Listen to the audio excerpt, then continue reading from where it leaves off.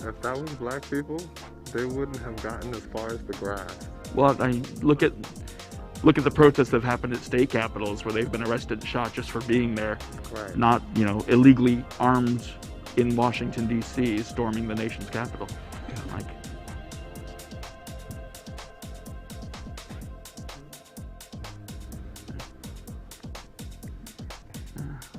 Well, I don't know about y'all, but I'm looking forward to this week ending. well, now that we've gotten past December 37th, 2020, we can finally start 2021. Right.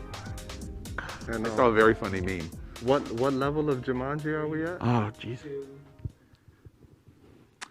Well, our long national LGBTQ nightmare is over. For the Donald, there is no Georgia, no Senate, no House, no White House. And after sedition and treason to America, no dignity or respect left. January 20 is now a speeding train to history.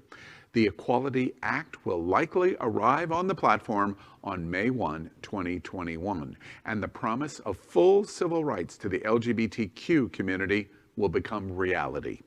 June's Pride Month will be the LGBTQ celebration of a lifetime. Oh, and by the way, Donald Trump. You're fired. You're fired. You're fired. You're fired. You're fired. You're fired. You're fired. You're fired. You're fired. You're fired. You're fired. You're fired. You're fired. You're fired. Donald Trump, you're fired. Welcome to Queer News Tonight, the world's first and only LGBTQ daily evening news. It's time to queer up the news. Tonight, we are going to report that Trump says his term is ending and the transition will be orderly. But we wonder if he is even going to last that long. And in the big finish, Pence announces election results and LGBTQ cringes when he says Florida. Tonight, we report that the Capitol attack may be the final moment of reckoning for LGBTQ supporters who enabled Trump's worst behavior. And in the big finish, we discuss that a plane forced to land after drunk passengers' homophobic rant. And finally, we report COVID-19 shaming is on the rise.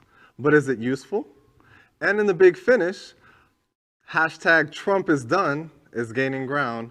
And we don't just mean as president. Well, so good evening, LGBTQ world. It is 7 p.m. Thursday, January 7th, and we are literally out of the closet and into the headlines. So many of your important stories we're going to tell this evening on Queer News Tonight. Tonight on the world's first live daily queer evening news show. Tonight's news about the gay community and the news from an LGBTQ perspective.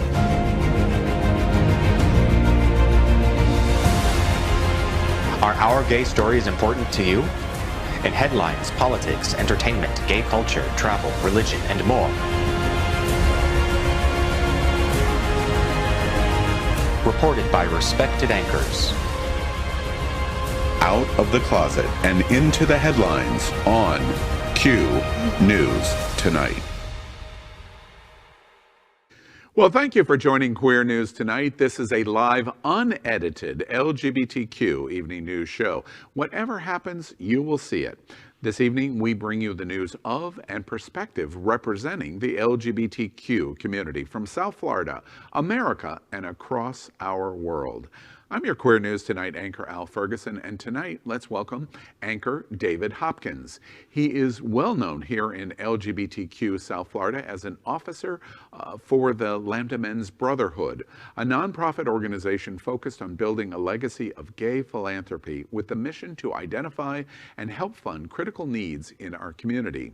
Through social and fundraising events since 2005, they have raised and donated over $175,000 in grant grants to local and national nonprofit organizations that serve vital needs in our community. Welcome, David. Good to see everybody. Make sure to stay tuned on February 14th for Valentine's Day for Lambda's Valentine's Day Love In-a-thon. It's going to be a live stream variety show to raise funds for our organization. Sounds fun. Let's welcome anchor John Buckley.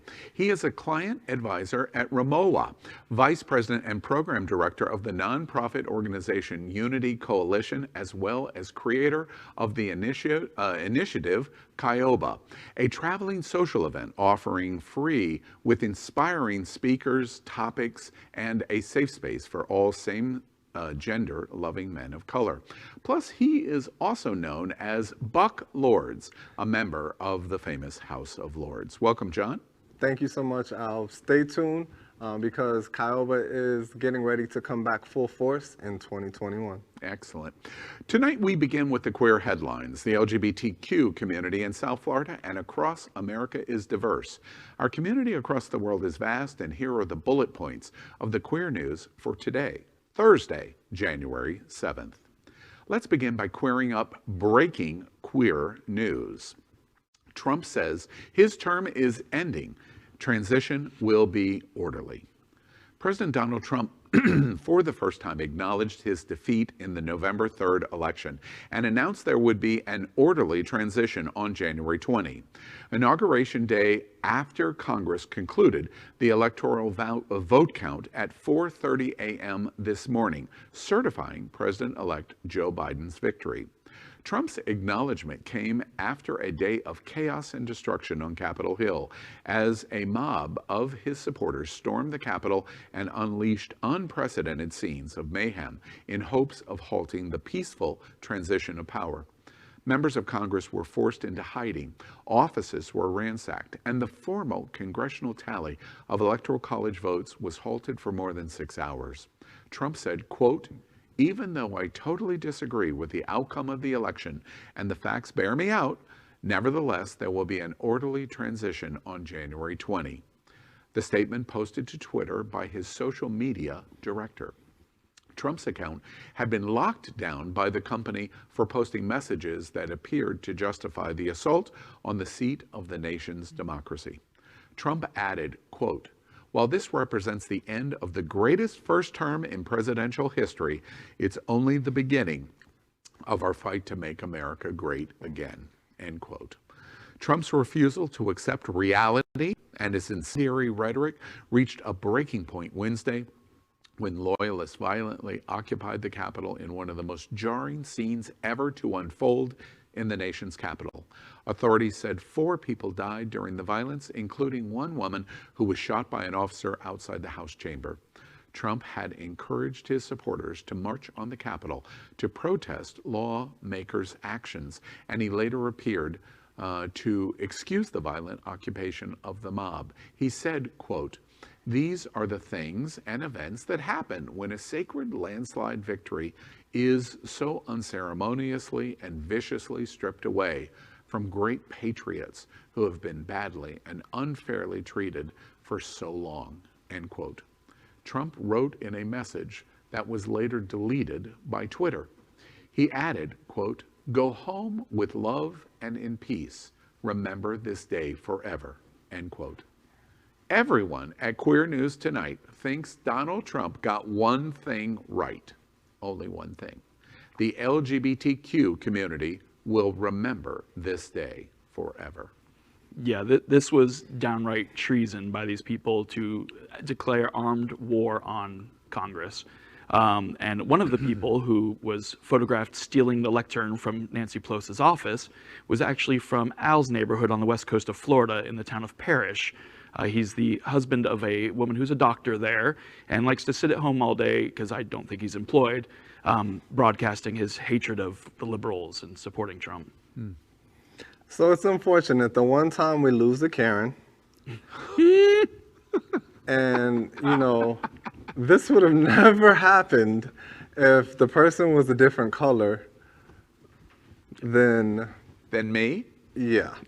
Yeah, Black Lives Matter had it right this past 7 years. Yeah, it's a sad event we watched. We were just talking before we went on the air Very sad, obviously, in the United States, but around the world, what our enemies have been able to say today is shocking. What our closest allies in expression of support and shock from them is disappointing, because Ronald Reagan said that America was the shining city on the hill, and yesterday we proved that that is not true. What a joke. Next, we're going to queer up entertainment. RuPaul admits finally changing her mind on drag after casting first trans man on Drag Race. Speaking on The Late Show with Stephen Colbert, RuPaul opened up about just how seismic the casting of season 13's Got Mick, was not only for the franchise itself, but for him personally. When asked what the biggest lesson he's learned from Drag Race is, RuPaul said, quote, "It's to keep an open mind. I walked into this thing with an idea of what drag is, and the kids have a different idea. They keep changing it. This season we have a trans man who is on our show who is competing with the other drag queens, and this man is fantastic.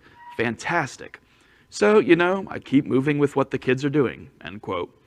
RuPaul has angered fans and drag queens alike with his past comments on trans people. It's an undoubtedly welcome about turn that comes after RuPaul has come under fire in recent years for his past comments on trans contestants. And now we queer up gay culture. Father embraces gay son and his boyfriend in sweet Doritos ad. Leave it to Doritos to make us cry on a Wednesday morning. This week, Doritos Mexico just released an ad about a divorced father trying to find a way to embrace his gay son and his new boyfriend. And it's giving us all the feels. The 2-minute ad, which is called The Best Gift, is based on a true story and opens as a young man is talking to his father on the phone. The son is returning home for Christmas and says he's bringing along a friend who has no place to go for the holidays. The ad follows the three as they share the holidays together, and the father narrates the post he is writing to Reddit. The ad is part of the continued LGBTQ outreach programs of Doritos. Doritos Rainbow has been supporting the LGBTQ+ community since 2016, and the company recently started a #PrideAllYear campaign, allowing the public to post their own stories. Next, we queer up politics. Gays for Trump allegedly are spotted waving rainbow flags at riots outside the U.S. Capitol. Statistics show approximately 28% of the LGBTQ community voted for Donald Trump. At Queer News Tonight, we have encouraged spirited conversation from Trump supporters, including #Walkaway, the Log Cabin Republicans, and Gays for Trump on many of our Happening Out television network platforms over the last year. We hosted the national LGBTQ debate between Democratic Biden supporters and Republican Trump supporters that garnered more than 250,000 viewers. But yesterday, some of our worst fears came true. Pictures show that LGBTQ community and Gays for Trump participated in the protest and attack on the Capitol building. The pictures of what we watched were beyond disturbing. What occurred yesterday was anti-democratic, and seeing LGBTQ rainbow flags flying in the midst of it seems to violate everything we have fought for since the Stonewall riots. Next, we queer up gay culture. The Capitol attack may be the final moment of reckoning for LGBTQ supporters who enabled Trump's worst behavior. The insurrection at the U.S. Capitol was both stunning and predictable, the result of a Republican Party that has repeatedly enabled President Donald Trump's destructive behavior. When Trump was a presidential candidate in 2016, Republican officials ignored his call to supporters to, quote, knock the crap out, unquote, of protesters. Less than a year after he took office, GOP leaders argued he was taken out of context when he said there were, quote, very fine people, end quote, on both sides of a deadly white supremacist rally. Even more disturbing is a significant percentage of the LGBTQ community that supported and enabled Trump's words and actions. And last summer, most party leaders, Log Cabin Republicans, and #Walkaway looked the other way when Trump had hundreds of peaceful protesters forcibly removed from a demonstration near the White House so he could pose with a Bible in front of a church. But the violent siege on Capitol Hill offers a new and perhaps final moment of reckoning for them. The party's usual excuses for Trump, he's not a typical politician and is uninterested in hewing to Washington's niceties, fell short against images of mobs occupying some of American democracy's most sacred spaces. An estimated 28% of the LGBTQ community voted for Donald Trump. Gays for Trump staged drive-by protest car and truck caravans before and after the election in the gayest cities, including Wilton Manors and West Hollywood. The actions seemed to be incite reaction. Here at Happening Out Television Network, the president of Log Cabin Republicans was removed as a host for his agitating performance on It's Happening Out. Another member of Log Cabin Republicans was removed as a host for storming off in the middle of a live show and then throwing a mic pack at other hosts, while actually hitting host Power Infinity. So yesterday really comes as no surprise. The only question now will be if yesterday's images will now change the LGBTQ community's position on extremism. For a percentage of the gay community, will Trumpism survive? Time is going to tell. Nobody's going to throw off anything tonight. Well, wait, maybe. No. I haven't decided yet.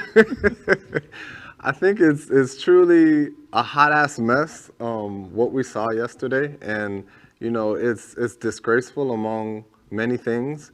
Only time really will tell what's going to happen, but I hope going forward that if you didn't see what happened yesterday, you open your eyes. I feel a bit stupid because I have been one of, I think, the country's greatest LGBT voices in supporting Republicans and conservatives to be able to have a platform to at least participate in our conversation. They're a minority in the LGBTQ community, but I have worked very hard to give them platform access. And yesterday I thought, gosh, was I stupid in doing all of this?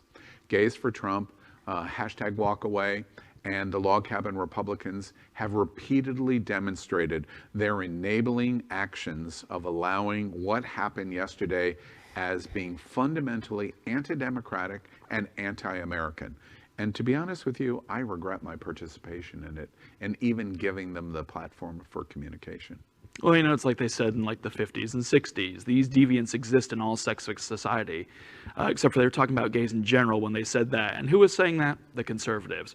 It's been shown time and time again. If people are given the option, they will vote against their own self-interest. And now it's time to queer up the USA. COVID-19 shaming is on the rise, but is it useful? The LGBT community is abuzz this week about an Instagram account that publicly identifies gay men, including some medical professions, for traveling and attending large parties during the pandemic.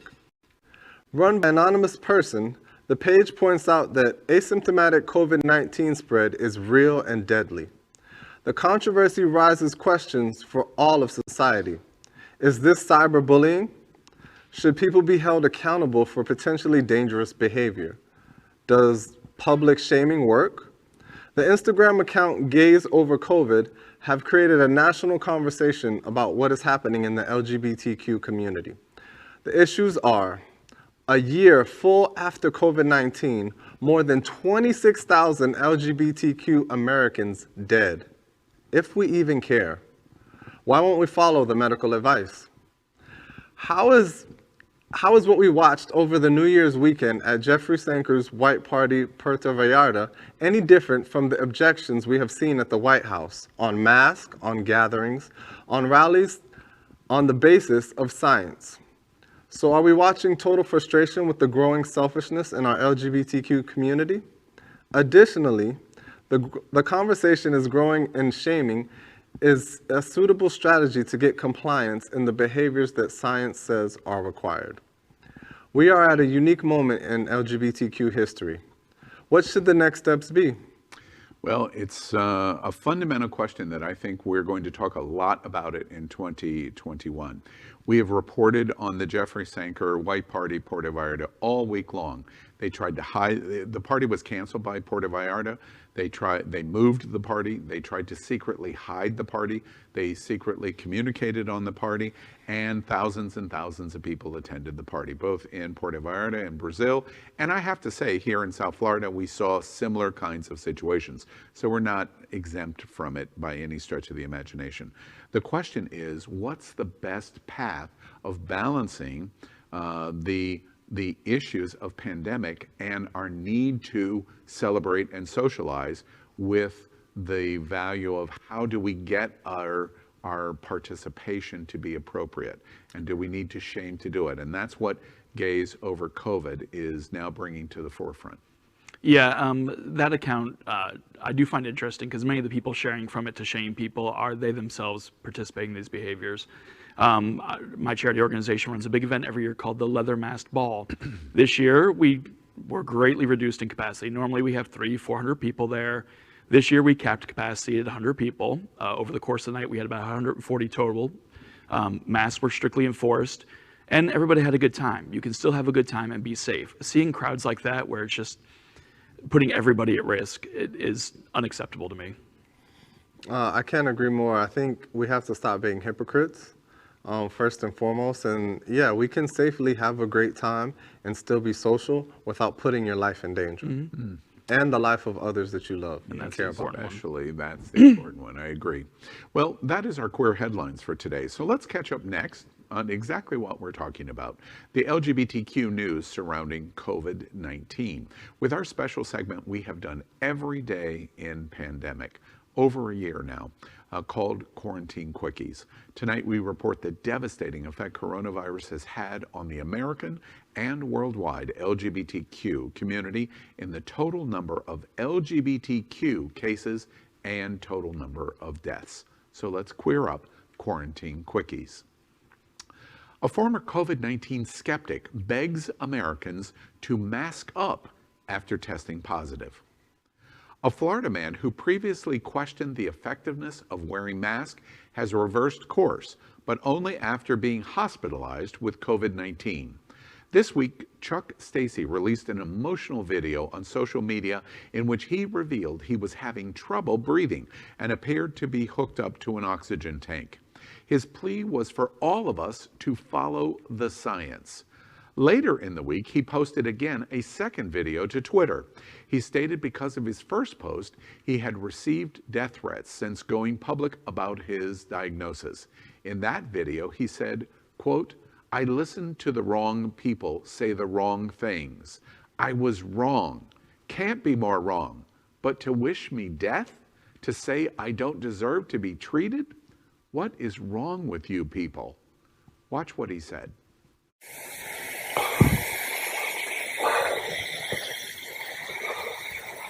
Look, thank God I haven't given it to anyone but my wife. Or she gave it to me, you don't really know.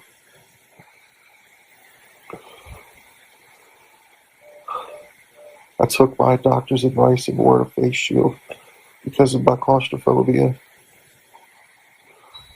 I thought it was a bad flu. I didn't know.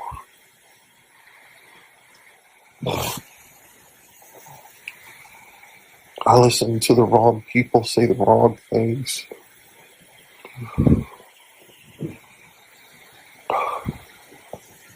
I was wrong. Can't be more wrong. But to wish me death, to say I don't deserve to be treated, what is wrong with you people? We're supposed to love one another, pray for one another. I pray for all of y'all. I pray y'all don't get it. Just wear a mask. And if you're a claustrophobic, get help so you can wear one. So if you're wondering why this person is relevant, he gained national attention when he became the darling of the anti-mask movement for posting a rant about the donut hole located in Panama City, Florida, where he lives. If you've been to Panama City, the donut hole is the only thing valuable there except for easy spring breakers. But now he's got the people he was being supported by for being anti-mask turning against him because he's in the ICU. It's ridiculous. Regardless of what, we can watch countless videos like this and fail to still realize that this is a real pandemic, this is a real virus. And if you choose to not protect yourself, you're going to catch coronavirus. What do you not understand about that? We are the only platform that I am aware of in the entire world that continually focus on the LGBTQ community and COVID-19. And you can see next to John the proof of what you just saw him talk about. He rejected science. He said, I listened to the wrong people. I thought it was just politics that we were listening to. And the results of that philosophy show you in the United States, 25,980 LGBTQ Americans are dead. And 1.5 million LGBT Americans have COVID-19. This is real. We've reported on it on every episode of our news broadcast for over a year. We see light on the end of the tunnel, but perhaps the worst of the tunnel will be the last miles. You must socially distance, you must wash your hands, and above all else, you must wear a mask. That is our COVID-19 news for tonight. Next, we report that Happening Out Television Network helps support our LGBTQ community. An example is Sunshine Cathedral, the world's largest queer church here in Fort Lauderdale. We are broadcasting from our permanent set in supporting that partnership. The network broadcasts the largest LGBTQ religious broadcast in the entire world, with more than 30,000 watching every Sunday at 10:30 a.m. Eastern, and it's totally live. We encourage you to tune in. Our campaign of sponsorship proudly supports Sunshine Cathedral is my queer church. Watch this.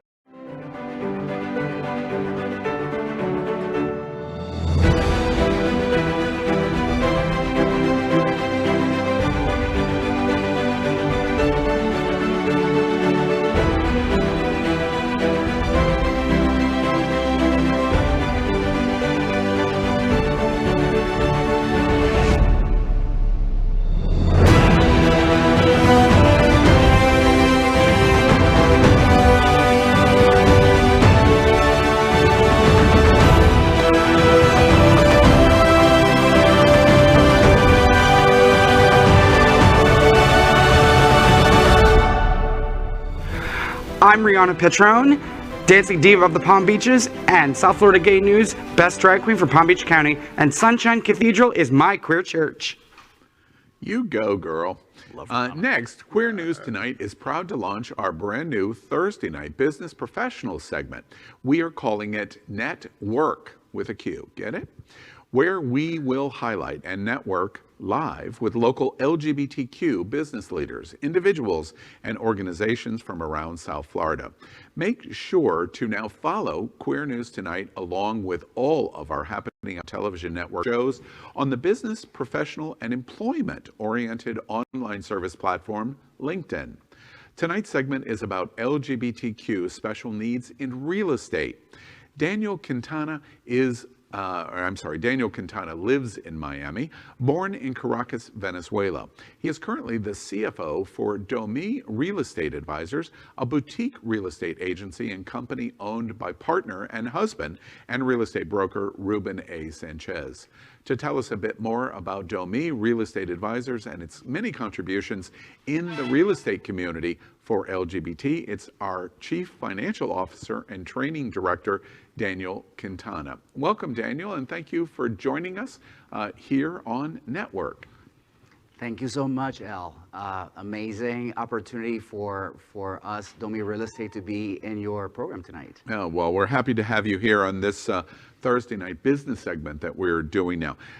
Tell us, I know we have LGBT realtors, of course, but this gives us an opportunity to talk about perhaps unique needs or issues or interest for the LGBTQ community in needing real estate professionals. Tell us a little bit about what you do and why that's important. Well, absolutely. Our company, since 2017, when we found the company, we were looking to make it very close to the city. So we even named it DoMi from downtown Miami. And somehow we shape community. We bring buyers, sellers, tenants, and what is more important to us is to really bring our community into the properties, into the real estate in a safe way. And since then, Ruben, he's a passionate person, became part of the board of directors of the Real Estate Alliance of the LGBTQ, which is a great opportunity because we are constantly communicating with opportunities, nationwide and also abroad for our community, for our gay community. And it also gives an opportunity for investors to bring, great investment opportunities into Miami by buying properties. And usually these properties are rented by our people. And it is very important for us to deliver a good service and keep them safe in their properties. So if you're if you work in real estate and LGBT, does DoMi and other real estate companies here in South Florida, do they principally work with LGBT clients or both the gay and the straight communities? Well, we work with everybody. Ultimately, we became LGBTQ certified in 2019. And since then, we've been participating in many weekly events where we're connecting with the gay community. And this is where we have been striving to create more business with the gay community and present them with the best opportunities that the city has. So it has been, it is still a hard work because we continuously create alliances nationally and internationally with LGBTQ communities. I see. And you're married and your partnership in DoMi, I'm curious, do you have any negative reactions from the traditional community that gay marriage is still relatively new, just 5 years? Do you have any effects or reactions that are positive or negative being gay partners in a real estate business? I think that we have been well received in our community. Our expertise in our work speaks for ourselves instead of our sexual orientation, and we've been strong about that. So fortunately, we feel that we have an advantage that allow us to do good business despite that we are who we are, and that's what we promote. Individuality and uniqueness is key for humanity, and that's what we are. We're so unique that we can still create good business and feel part of the community. I see. And this organization, the Real Estate Alliance, and its focus on LGBTQ, approximately how many realtors or agencies in South Florida are a member of this organization?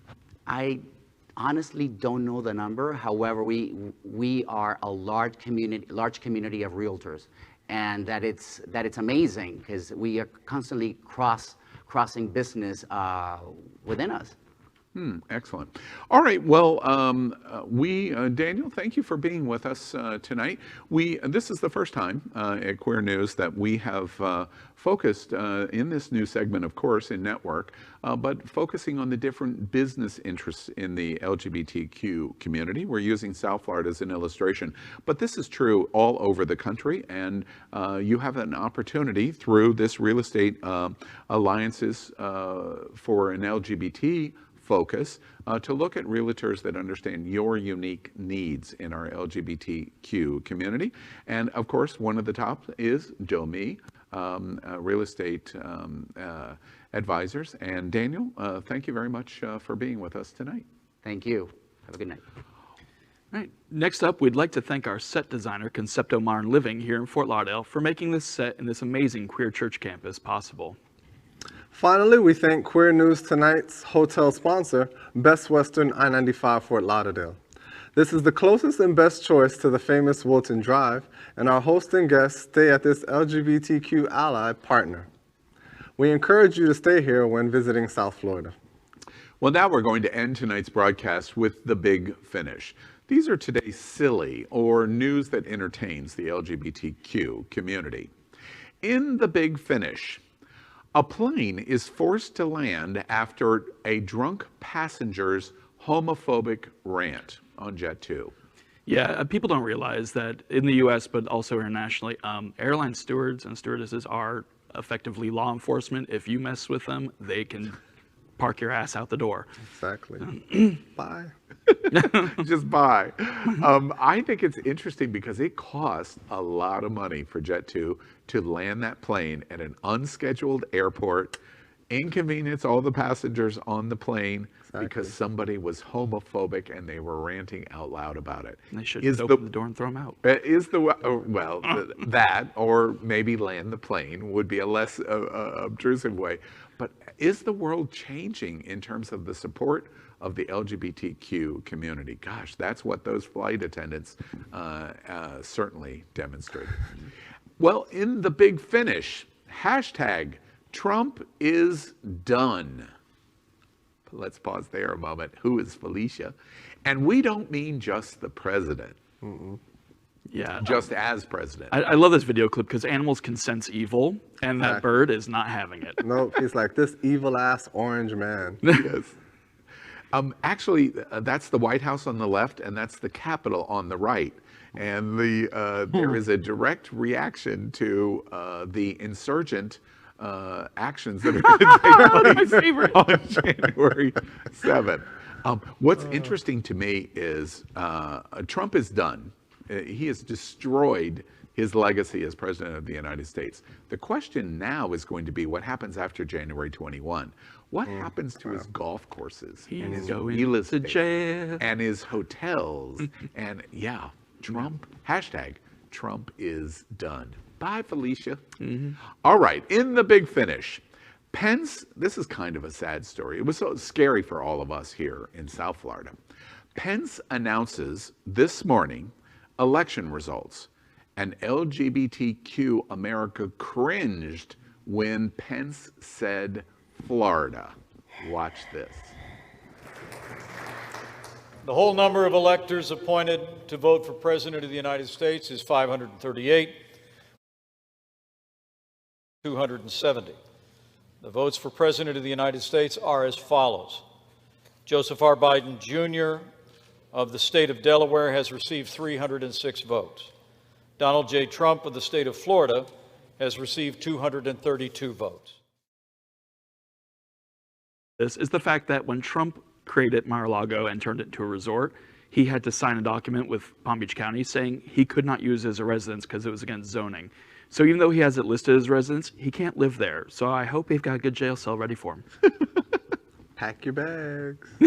You know what I didn't stay up till 4:30 in the morning to watch Pence say this. I don't snore at all like Trump does. Actually, I was a little shocked that he said Biden from Delaware. That's the first time I've heard the words Donald J. Trump from Florida. It was like a chill up my spine. And then my next moments were from the 1939 film when the Wicked Witch is riding the bike and you hear dun, dun, dun, dun, dun, dun, dun, dun, dun, dun. He's on his way to Florida. Oh no! Oh no! It's scary. You're fired. No, done. Hashtag Trump is done. Yep. And that is today's news, if you want to call it that, for LGBTQ community on the world's first and only daily LGBTQ evening news show. Is our community important to you? Then help us by like and subscribing, ring the bell for updates, and share this news. We are the only television live video news that is out of the closet and into the headlines. We need your support. I'm your anchor, Al Ferguson, and on behalf of anchors David Hopkins and John Buckley, we will see you daily at 7 p.m. Good night, America. Good night. Good night.